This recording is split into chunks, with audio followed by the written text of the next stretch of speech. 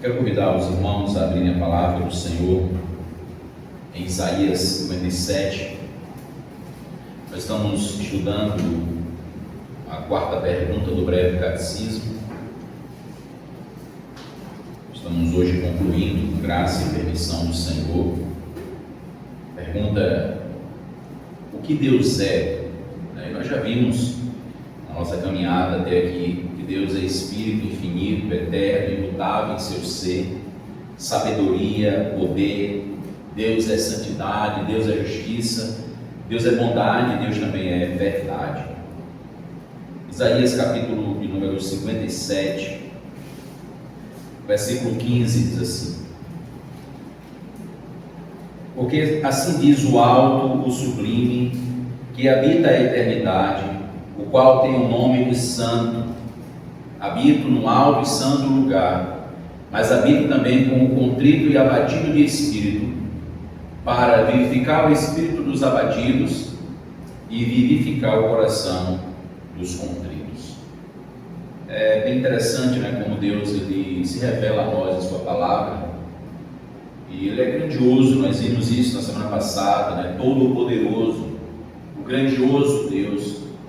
E como é que isso se aplica a nós, ou como isso pode fazer sentido para nós, essa ideia de todo-poderoso? Como nós vimos no Salmo, a grandeza não é especificamente dimensão física, até porque Deus é Espírito, mas é os seus atributos, as suas obras, o poder manifestado nas suas obras.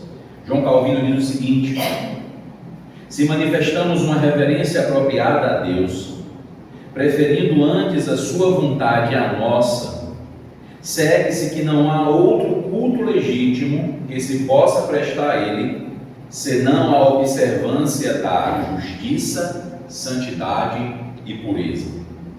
Então veja que o conhecimento que Deus nos dá dele mesmo deve ser aplicado e devolvido no culto e na prestação de serviço a Ele. Porque de que adianta que nós saibamos que Deus é tudo o que Ele é, como revelado na palavra dele? De que nos adianta isso? Para que serve saber que Deus é tudo isso? Nos serve saber que Deus é tudo isso para vivermos para a sua glória, para podermos testemunhar do Senhor diante dos homens, não é meramente para termos conhecimento. Veja que aqui em Isaías, quando ele se revela e diz que ele habita assim no alto e santo lugar, o salmista diz isso, o Senhor mora em Sião, nos céus está o Senhor, o seu trono é na eternidade, mas ele diz que eu habito com o contrito e abatido de espírito, para vivificar o espírito e vivificar o coração contrito. Então, para que eu tenho, por que eu preciso conhecer Deus? Para que conhecer Deus? Para eu poder ter o espírito vivificado e para que eu tenha um coração vivificado. E que são sinônimos, A ideia é que ele venha trazer vida. A ideia é que, como um todo, não só a minha vida hoje, não só o meu dia a dia, mas a minha devoção, a minha piedade, não só o culto solene, por exemplo, mas todo o dia a dia com o Senhor, a minha vida aos pés do Senhor, a minha vida a serviço do Senhor. Nós devemos nos esforçar para melhorar o culto cada vez mais, irmãos, e isso só é possível por meio de uma aproximação da palavra de Deus e não em atender os anseios do coração humano. Nós vimos na semana passada sobre a questão do culto, e o teólogo, o pastor Leonardo von Rohr, ele disse que há uma acusação contra os presbiterianos, de fato há, de que o culto presbiteriano ele é frio e formal. E aí ele faz uma conclusão de que se o culto é frio e formal é porque esse culto ele não está sendo prestado em espírito e em verdade. Porque se o culto é prestado em espírito e em verdade, ele nem é frio nem é formal.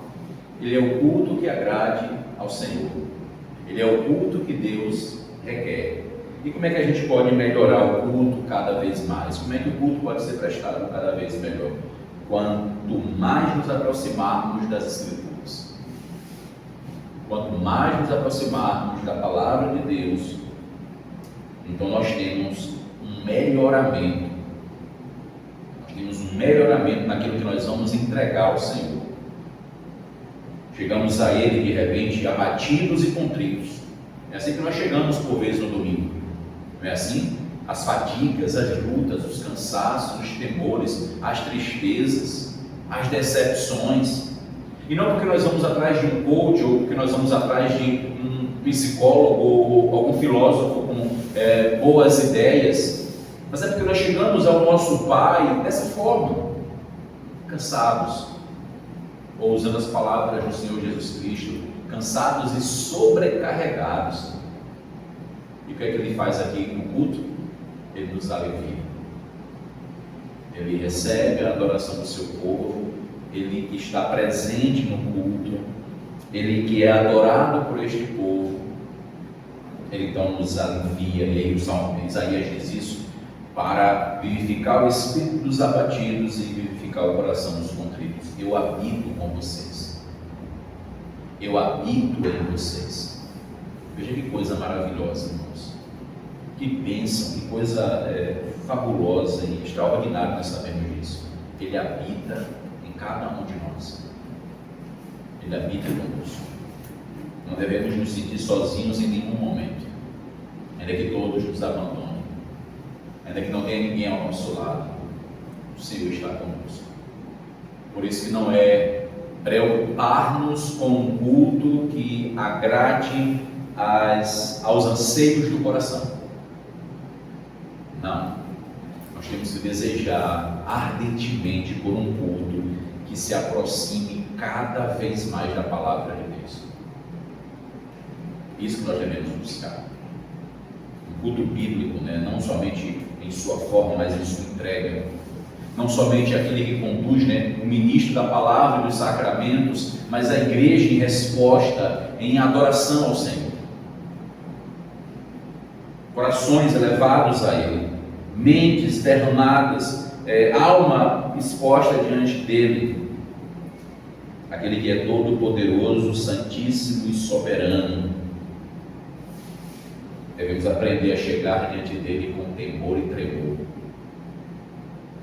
Preparar o coração, hoje é quinta-feira, então preparar o coração até domingo, no sábado à noite muito mais, e dormirmos ansiosos por nos encontrar com o Senhor, ansiosos por sermos recebidos por Deus, e por estarmos juntos com nossos irmãos, podermos celebrar esse Deus tão glorioso. Nós devemos ansiar por isso, irmãos, não é apenas o corpo. Não tenho que preparar somente o corpo. Como é que seria eu preparar o corpo? Por exemplo, a minha alimentação. Fizemos uma viagem longa agora, graças a Deus, e tudo em paz, para encontrarmos pessoas que nós amamos muito. Uma família, de Deus. E sim, família no Senhor, com certeza, mas uma família também muito próxima. Como de fato, família de sangue. Nós nos consideramos muito. E nessa viagem tão longa, o que é que a gente tinha como regra? Alguns detalhes têm que ser observados. Então a gente tem que preparar o corpo para isso, Então a alimentação na véspera da viagem, então a gente teve cuidado. Pelo menos eu tive, não sei se todo mundo observou essa regra, mas a alimentação na véspera, quando amanhece, de repente uma alimentação mais balanceada, porque a viagem é longa e você não tem paradas muitas vezes tão certas. Ainda que tenha que tomar muita água, e tomarmos água, nesse momento não. Então, volta e meia, quando eu chegava perto de onde eu já sabia que tinha uma parada mais demorada, eu dizia, olha, tomem água, empurra água aí para poder não deixar faltar água, porque nós já íamos parar um tempo maior mais na frente, então a gente tinha tempo de poder ir fazer qualquer necessidade que fosse preciso, ou ia ter alguma refeição, então a gente tinha um tempo mais hábil. Então, isso é uma preparação do corpo. Mas, de repente, e a preparação da nossa alma, ou do nosso espírito, por exemplo, por assim dizer? Também, a realidade de que vamos enfrentar uma estrada, aquele que vai dirigir, a gente também tem isso em mente. A gente aprende muito isso em direção defensiva, lidar com os perigos, com o que possa acontecer, com os possíveis acidentes. Então a gente tem que prever algumas coisas antes, a gente tem que maldar alguns detalhes, então você já fica ali, não andar assustado, não é isso. mas tem algumas coisas que você já tem que estar ali muito mais atento. De repente tem um carro que passa por você mais de uma vez, estranho, porque esse carro passou de novo. Essa moto com essas duas pessoas querem o quê? Então são coisas que até detalhes você precisa estar atento. Mas isso você prepara a mente antes, você prepara a sua disposição. Estou pegando um exemplo bem hipotético, bem prático assim daquilo que a gente prepara. Mas se para o culto ao Senhor, não deveria ser diferente e não deve ser diferente. Então, por exemplo, até a nossa própria alimentação. A gente vai alimentar-se de alguma coisa que é possível que nos sintamos mal. Por quê? Por quê? Então, eu tenho que ter um cuidado, eu tenho que ter um critério de que o meu corpo esteja bem. Então, eu vou reparar o meu sono, eu vou descansar. A gente cobra muito isso das crianças, e de fato tem que cobrar. E nós cobramos muito dos nossos filhos isso até hoje, depois de velhos. Para poder eles terem o corpo também preparado para adorar a Deus, mas não é só o corpo, a alma, porque nós não estamos aqui só em corpo, a nossa alma ela é entregue ao Senhor, nós adoramos em espírito, Deus é espírito, então essa ligação fantástica que Deus nos fez assim, corpo e espírito ou alma, então nós precisamos nos esforçar para isso, temos que aprender isso. Nós não podemos banalizar o dia do Senhor com as quebras que nós costumeiramente quebramos, mas também temos que ter cuidado com a entrega do próprio culto, porque não é simplesmente um ritual, não é simplesmente marcar um horário, eu estava lá presente, mas eu não sei de nada, eu não vi nada, eu não participo de nada. Por exemplo, o zelo e o cuidado do que nós vamos cantar, do que nós vamos ler, como vamos orar. A pregação que vai ser ministrada, uma preparação que não só o ministro tem que ter, mas que a igreja também tem que ter. É isso que Deus requer em sua palavra. Romanos capítulo 2, e eu quero concluir essa pergunta 4 do breve catecismo com essa temática, com essa lógica. Para que eu tenho que aprender isso? Por que eu tenho que conhecer Deus? Por que eu tenho que saber que Deus é o que Ele é? Ou, como nós temos vendo na resposta, Espírito infinito, eterno, imutável em seu ser, sabedoria, poder, santidade, justiça, bondade e verdade, para que eu possa viver melhor, para que eu possa viver para a glória do Senhor, principalmente para que o culto ele agrade ao Senhor, começando pelo culto, primeiro dia da semana, a minha semana seja para a glória do Senhor. Romanos 2, versículo 4. Ou desprezas a riqueza da sua bondade, tolerância e longanimidade, ignorando que a bondade de Deus é que te conduz ao arrependimento? Veja, irmãos, ou desprezas a riqueza da bondade, tolerância e longanimidade. Veja o que a gente está fazendo. Por vezes nós estamos desprezando a bondade, a tolerância e a longanimidade de Deus. Como é que nós fazemos isso? Com corações endurecidos.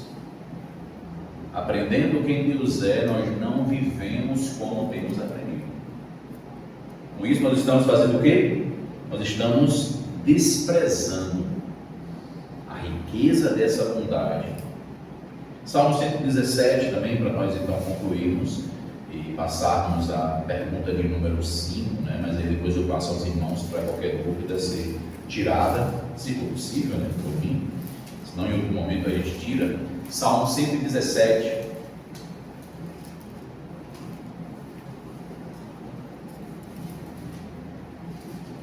Diz assim o salmista: louvai ao Senhor, vós todos os gentios, louvai-o todos os povos, porque muito grande é a sua misericórdia para conosco, e a fidelidade do Senhor subsiste para sempre. Aleluia. A palavra fidelidade também pode ser traduzida ou lida como bondade do Senhor. Será que nós estamos desprezando a bondade do Senhor? Ele está se revelando a nós. O que a gente tem feito com essa revelação? Ele está se fazendo conhecido a nós. O que nós temos feito? O salmista diz: louvem a Ele, exaltem a Ele. Nós deveríamos fazer isso em nossas orações. Obrigado, Senhor, pelo conhecimento do Senhor que o Senhor tem nos dado. Obrigado porque o Senhor está nos fazendo te conhecer cada vez mais. Concluindo então a pergunta 4 do breve catecismo, surge alguma dúvida? Se tem dúvidas, a gente não vai conseguir exaurir todo o assunto, né? Exprimir tudo que precisa, mas a gente tenta de forma proeza e prática para podermos dar caminhada e continuidade. Essa pergunta, irmãos, ou essas perguntas, interessante, elas se ligam, né? Elas têm um elo. Por exemplo, ela já nos leva à pergunta 5. Então, primeira pergunta, a pergunta 4, o que Deus é? Né? Aí ele leva para uma pergunta, há mais de um Deus? Sabendo o que Deus é, ele faz uma pergunta muito óbvia, há mais de um Deus? A resposta é objetiva, mas a gente tem que ter cuidado com ela. Há um só Deus, vivo e verdadeiro. Porque a pergunta pode ser respondida da seguinte forma, há mais de um Deus? Não. A resposta está errada? Não necessariamente. Não que seja ele, mas ela se torna incompleta, porque ao dizer isso eu deixo algo vago. E quando eu dou uma resposta mais pontual e digo, há um só Deus, eu não estou somente afirmando, não há mais de um Deus, mas também eu estou declarando, existe sim um Deus, e ele é vivo e ele é verdadeiro. Então é muito mais do que apenas responder de forma muito prática e objetiva. Não há vários deuses. Deuteronômio capítulo 6, versículo 4, é um dos textos que os nossos irmãos, nos puritanos, quando elaboraram esse documento do Westminster, eles usam, para poder então afirmar, fazer essa afirmação. Diz assim, Deuteronômio 6, versículo 4: Ouve Israel, o Senhor nosso Deus é o único Senhor. E aqui é um shema para eles, para os judeus. Aqui era uma palavra, uma frase-chave, era uma frase que eles usavam constantemente. Isso desde sempre era recitado, desde sempre era lembrado, desde sempre era falado, para que não se esquecesse de forma alguma, para que não duvidassem de forma alguma. E esse é um texto que serve como prova de que só há um Deus, e que Ele é vivo e é verdadeiro.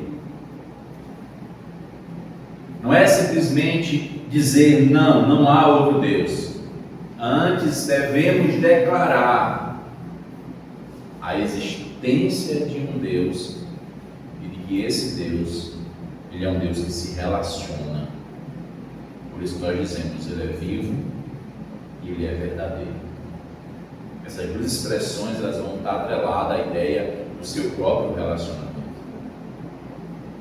Ele é, e só há uma primeira causa.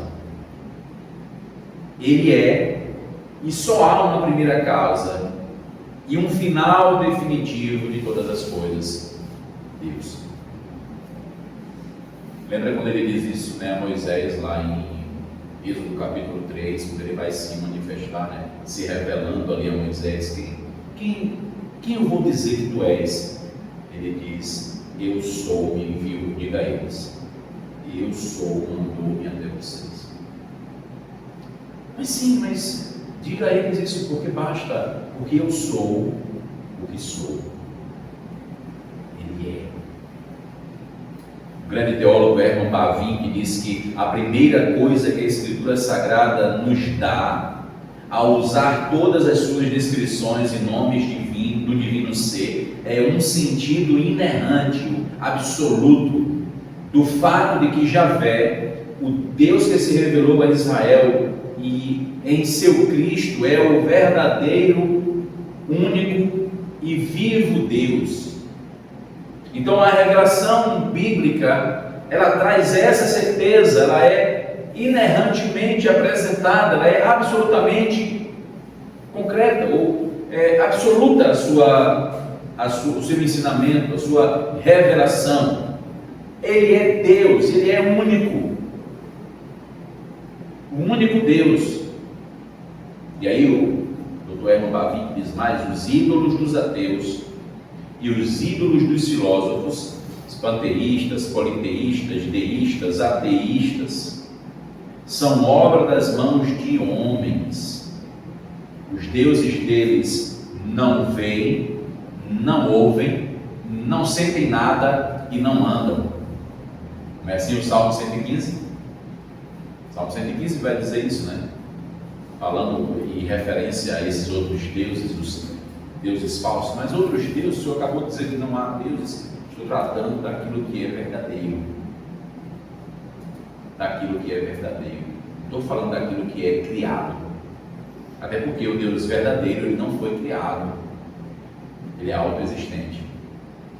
Ele não depende de ninguém. Ele sempre existiu. Ele não teve começo de dias e nem tem fim de dias. Por isso ele é chamado de eterno. Então Bavinck diz que esses ídolos dos ateus e dos filósofos, porque de onde é que vem o panteísta, né, o politeísta, né? O panteísmo é Deus na coisa, né? É Deus nas coisas, mas vai ter uma ideia deísta que é o Deus fora das coisas, né? O Deus que se torna totalmente, absolutamente separado, aquele que não intervém, né? Aquele que não tem parte nenhuma, não tem controle algum. Mas e o panteísta? O panteísta é aquele que vê Deus nas coisas ou Deus na criação. Isso foi a filosofia quem trouxe a ideia filosófica de alguns supostos teólogos naquele momento, ou até mesmo os ateus, né?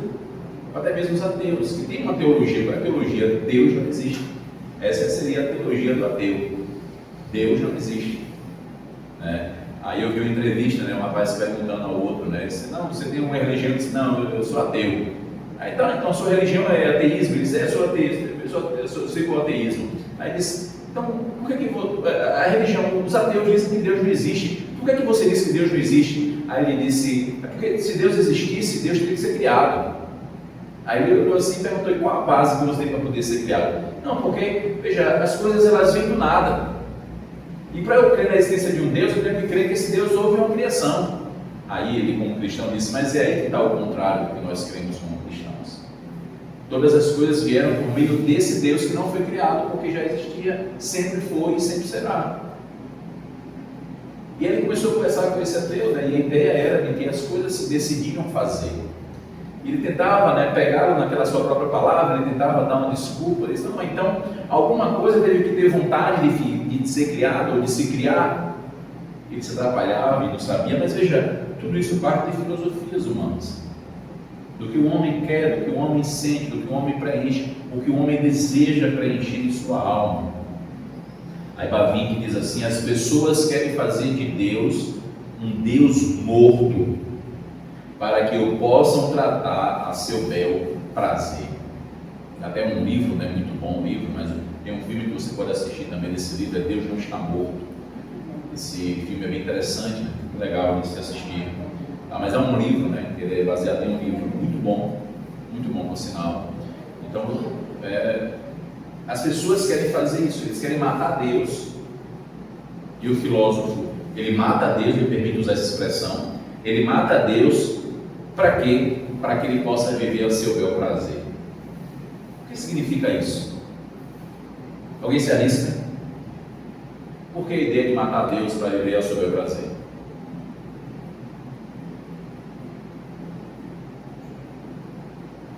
Um de cada vez. Sem Deus ele não tem a condenação, ele não tem a lei, não tem que tem o pecado, não havendo lei nem pecado, não vai ser condenado. Sem Deus o padrão é ele. Então, sem Deus eu faço o que eu quero. Viver de acordo com a sua vontade. Sua vontade. Então, ele não tem o que obedecer ou a quem prestar contas.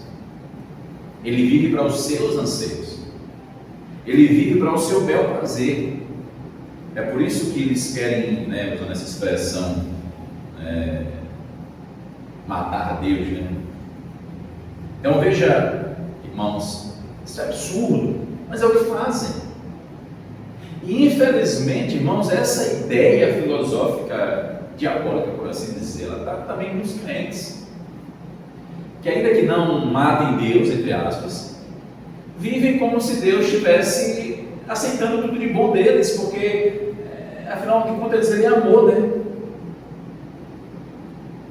Então esse Deus vivo, ele acaba sendo um bonachão, um Deus que aceita qualquer coisa e você vem do jeito que você tiver, e você é quem você é, e Deus é bom demais.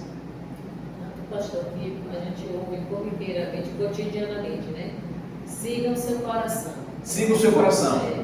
É, A chave. Siga a Deus, é seguir o coração. E a gente ouve isso, minha irmã, até dentro da própria igreja. Porque, infelizmente, muitos aprenderam errado no aconselhamento. E a gente acha que isso é romântico, isso é bonito, né? Do coração. Tivemos a oportunidade de vivenciar, foi lá na congregação. Eu lembro, foi uma época que uma irmã que estava chegando, ela postou alguma coisa no sentido de seguir o coração. Aí eu lembro que o presbítero, como ela era solteira, nós fizemos uma visita no Ferreira. E aí o presbítero foi explicar que o coração é enganoso, né? Falar em Jeremias. Mas ela, a princípio, ela ficou muito zangada, porque o presbítero pediu para ela retirar do grupo na época, e ela ficou zangada. E nós tivemos que fazer essa visita para conversar com ela e mostrar lá em Jeremias que o coração é enganoso, que a gente não deve seguir o coração. Mas essa é a ideia. Se você tira Deus e você traz o romantismo, a gente entrega o homem para o próprio homem. E quando a gente vê isso na Bíblia, essa é a maior ruína a qual Deus entrega ao homem. É entregar ele a si mesmo. Quando você lê Romanos 1, tá lá, o Senhor diz isso. Ele entregou vocês a vocês mesmos. Foram reprovados. Foram entregues a você mesmo. O que o homem vai fazer entregue a si mesmo? Se destruir. E aí muitas vezes, né, a gente aprendeu isso e parecia bonito, né? Isso aí já tem um tempo que a gente vem tentando lutar contra essa ideia, mas se você ainda usa ou usava essa ideia, né, do coração, caia fora dessa ideia, tá? Falei Jeremias 17, assim como outros textos, tá certo? Porque esse é um aconselhamento ruim. Ele é um aconselhamento ruim, tá? O seu coração tem que ser transformado. O Senhor diz isso: vos darei um novo coração. Mas não é você seguir o coração, é você seguir a palavra de Deus, que agora deve encher teu coração. Então você é regido pela palavra de Deus. A tua mente deve estar encharcada de escritura, de Bíblia, e você conhecer a vontade de Deus, e não o que está no teu coração, porque normalmente a nossa vontade, naturalmente, é contra a vontade de Deus. A natureza caída, ela é oposta, ela é inimiga.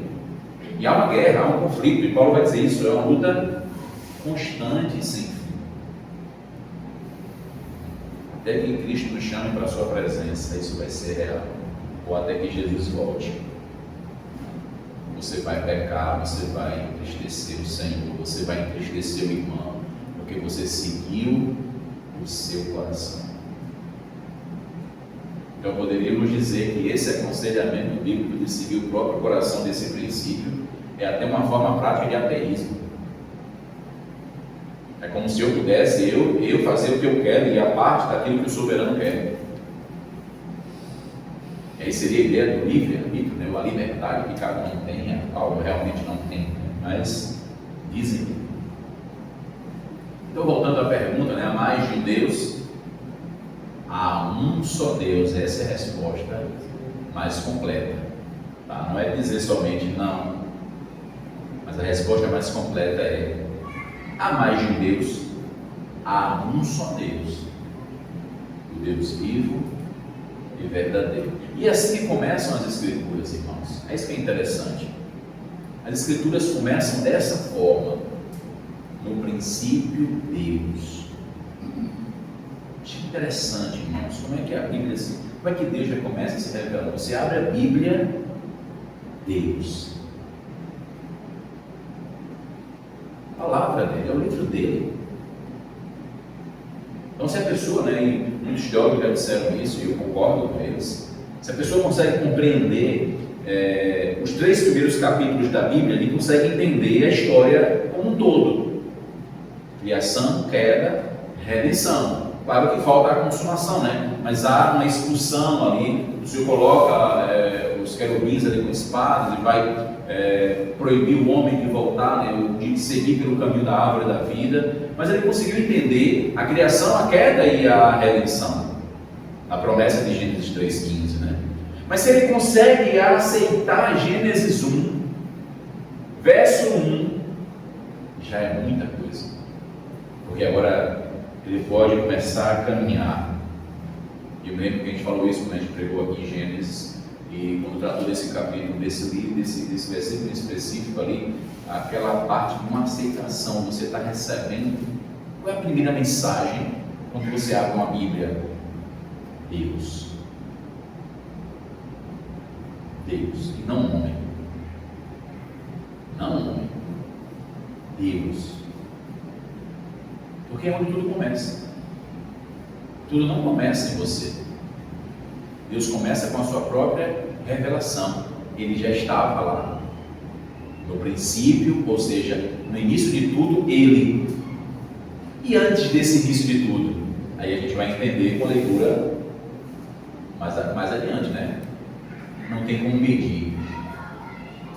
Só existia o Pai, o Filho e o Espírito Santo na eternidade, chamada eternidade. Mas agora no princípio, de que princípio é esse?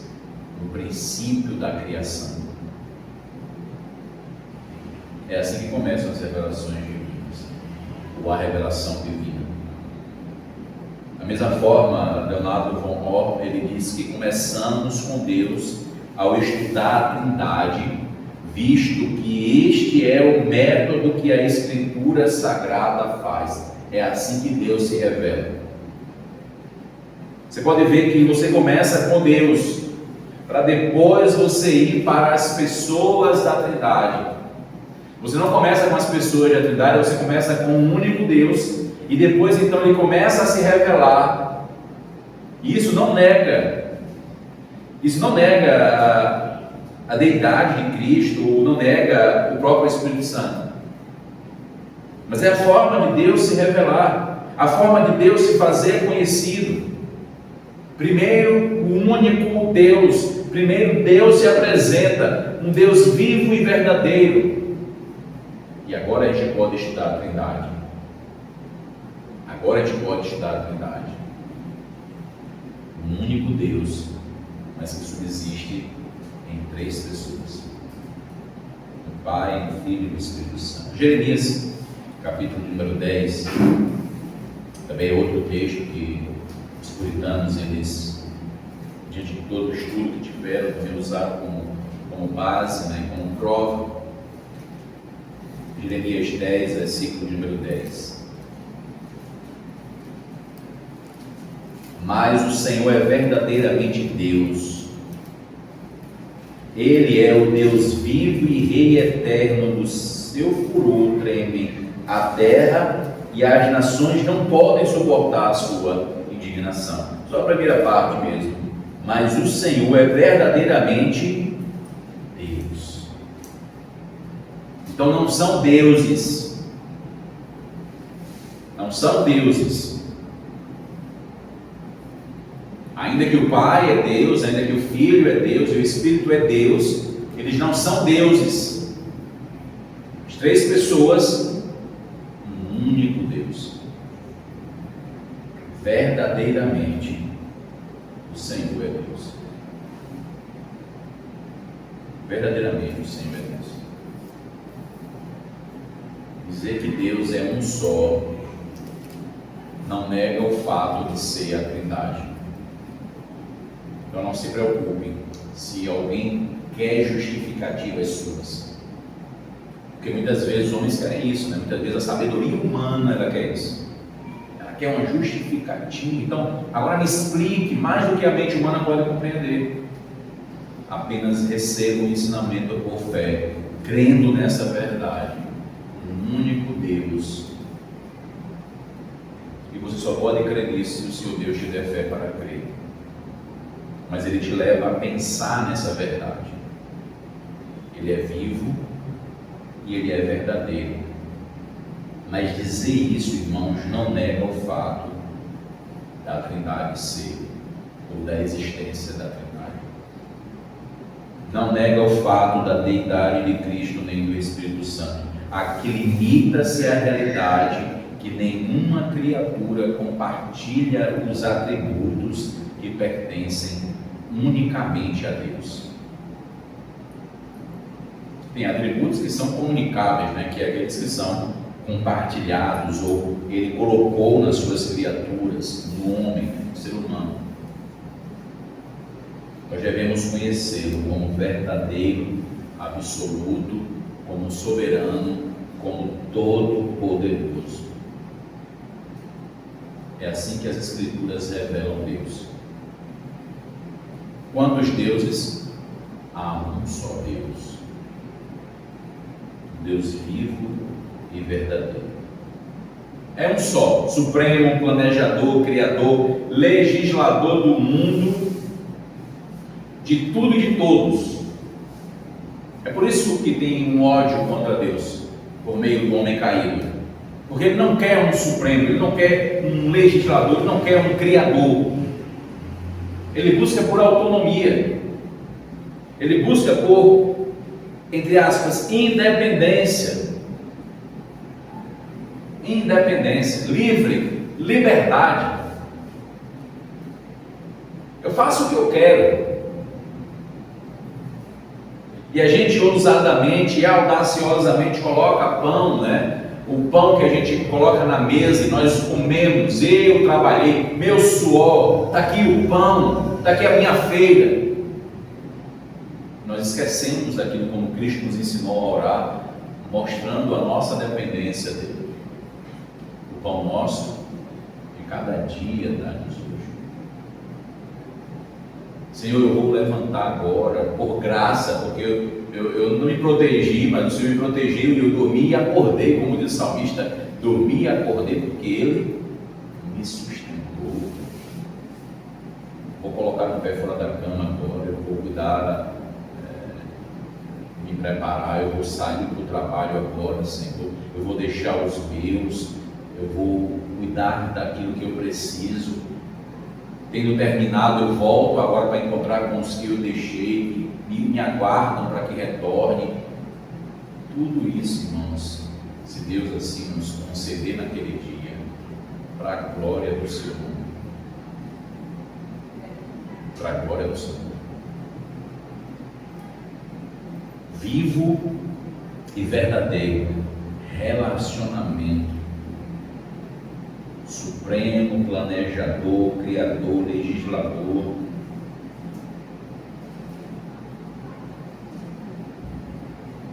E aqui leva-nos a uma pergunta.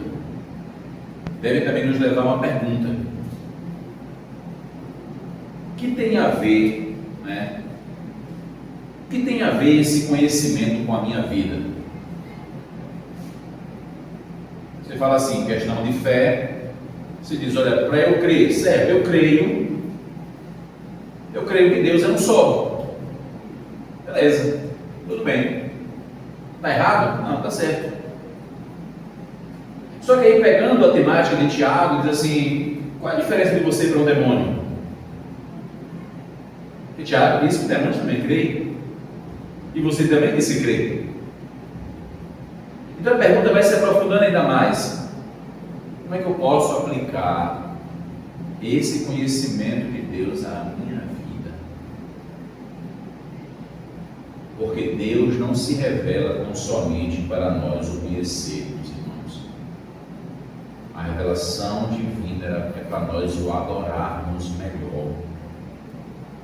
Deus não está se revelando tão somente para você conhecê-lo, mas para você viver para Ele,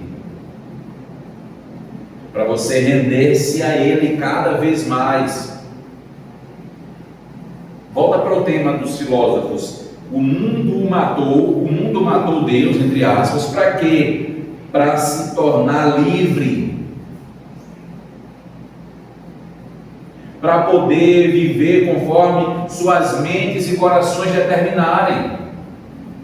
Não ter que prestar contas a ninguém. Você já percebeu que prestação de contas é ruim? Ruim eu digo para a natureza. É ruim prestar conta. Por natureza você não gosta. Por natureza ninguém gosta. Agora imagina prestar contas para um ser absoluto, supremo, perfeito. para o Criador, para o legislador, o próprio legislador.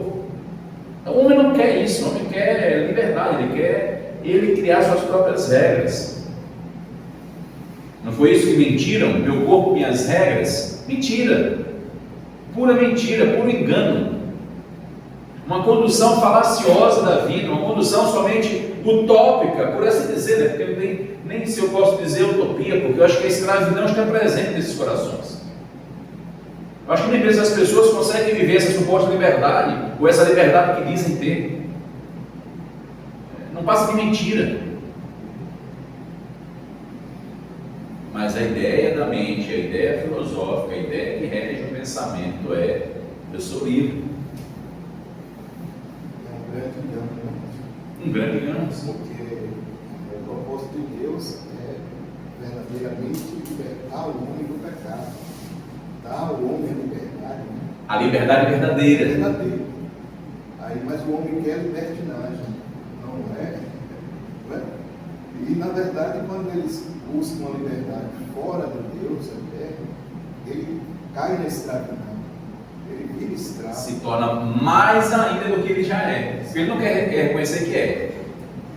Mas a suposta liberdade dele o escraviza ainda mais. E aí ele luta contra aquilo que é a única forma e fonte de sua liberdade. Porque a única forma dele de fato ser livre é Cristo. É correndo para o próprio Deus. É estando aos pés desse Deus. É assim que ele é livre. Não com o que ele cria, que é como o senhor bem colocou, presbítero, é libertinagem. Ele quer uma situação onde ele possa fazer e nada possa acusá-lo, nada possa dizer para ele: ó, qualquer coisinha que ele tem que prestar contas, já era. É um neto para uma avó, é um marido com uma esposa, a esposa com o marido, é o pai com o filho com o patrão e o empregado. Deixa a minha vida. Também, veja que a gente está falando aqui entre pecadores. E já existe o conflito na prestação de conta. Agora imagina com o perfeito Senhor.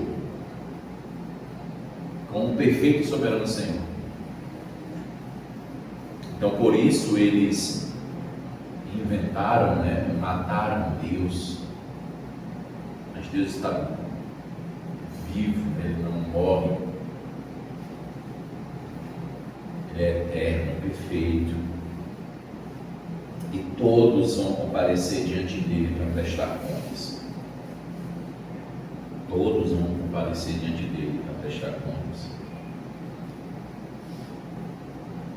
Mas é isso, irmãos, os homens querem se tornar livres para a sua própria libertinagem, como bem colocou o presbítero Henrique. Querem ser absolutos para fazer o que suas mentes determinam, o que seus corações querem. O que é que você quer? Faça. Você é livre. De asa da sua imaginação ou coisas a mais, né? Siga o coração. Seu coração diz o quê? Não fique preso aos antiquados, aos que enquadram e estão aí enjaulando o pensamento ou a própria cultura. Seja livre. Crie suas regras, suas metas e avance. Igual a propaganda do Red Bull de dar asa, né? Crie asas e voe. Essa é a principal ideia por trás desse ensino diabólico, irmãos. Destronar Deus. Como se fosse possível, não é. O Salmo 2 está lá claramente expressando que o Senhor ri deles.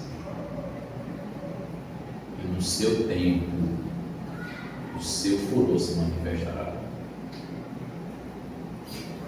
Aí lembramos de Romanos que nós lemos no instante. Será que você está desprezando a bondade e a paciência de Deus? Cuidado. A longanimidade, né? Ela é elasticidade. Há um tempo, há um limite. Isso, na verdade, torna um homem um rebelde quanto mais. E como bem o presbítero Henrique colocou, não livre, mas agora um escravo ainda pior. Porque não é só um escravo, mas um escravo que provoca a ira do glorioso Deus cada vez mais. Não é só um escravo, mas agora é um escravo que vive afrontando ainda mais.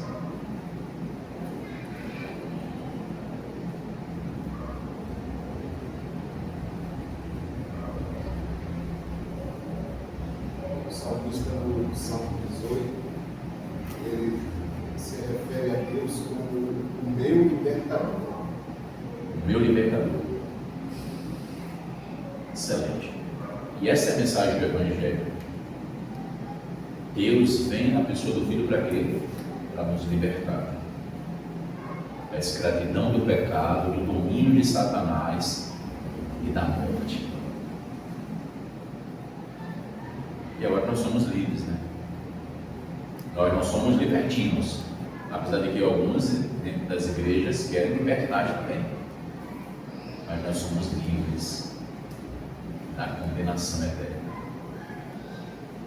Nos tornamos agora escravos de outro Senhor. Não é mais o mundo ou Satanás o nosso Senhor, não é mais a carne o nosso Senhor.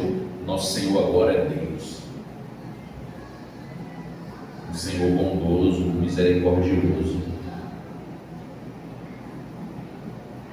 Então, para esses, como Deus não existe, ou se Deus existe, como querem alguns deístas, está confinado a uma realidade de inércia ou de completo afastamento. Eu posso fazer o que eu quero, viver como eu quero, decidir o que eu quero e o que me agrada. Mas é como já foi uma piada contada, né? Até o ateu, na hora do aperto, gritou: oh, meu Deus, ele não existe, ou ele existe. Então, cada um prestará contas de si a Deus. Então, é necessário, irmãos, que nós aprendamos a vontade do Senhor. Nós vamos continuar semana que vem, se Deus permitir, para a gente poder concluir essa pergunta, mas também trazendo essa conclusão, como a resposta dessa pergunta como conclusão, né? Como é que eu posso aplicar esse conhecimento ao meu dia a dia? De que adianta eu saber que Deus é, como nós vimos na pergunta 4, Espírito infinito, eterno, mutável em seu ser, sabedoria, poder, santidade, justiça, bondade e verdade? Que adianta eu saber da mesma forma? Para que saber que há um só Deus vivo e verdadeiro? Como aplicar isso? Como viver isso? Então nós precisamos, nos voltando para a vontade da palavra do Senhor, não somente aprender, mas viver para a glória do Senhor. E não ceder aos caprichos do mundo e aos desejos do coração. Alguma outra pergunta ou acréscimo que alguém tenha? Vamos orar para a gente poder encerrar nosso estudo. Senhor Deus, nós louvamos o Teu nome e Te bendizemos nesse momento, Senhor. Obrigado, Pai, pela revelação da Tua palavra, Senhor. Obrigado porque o Senhor mostra para nós a Tua vontade. Nós não somos nem dignos de conhecer-Te, mas o Senhor se revela a nós, ó Deus, e nos abençoa. Por isso, muito obrigado. Mas também queremos te pedir, Senhor, e por favor, nos tolere um pouco mais, e nos suportando um pouco mais, ó Deus, muda a nossa vida, para que nós, conhecendo o Senhor, possamos viver conforme o Senhor requer de nós.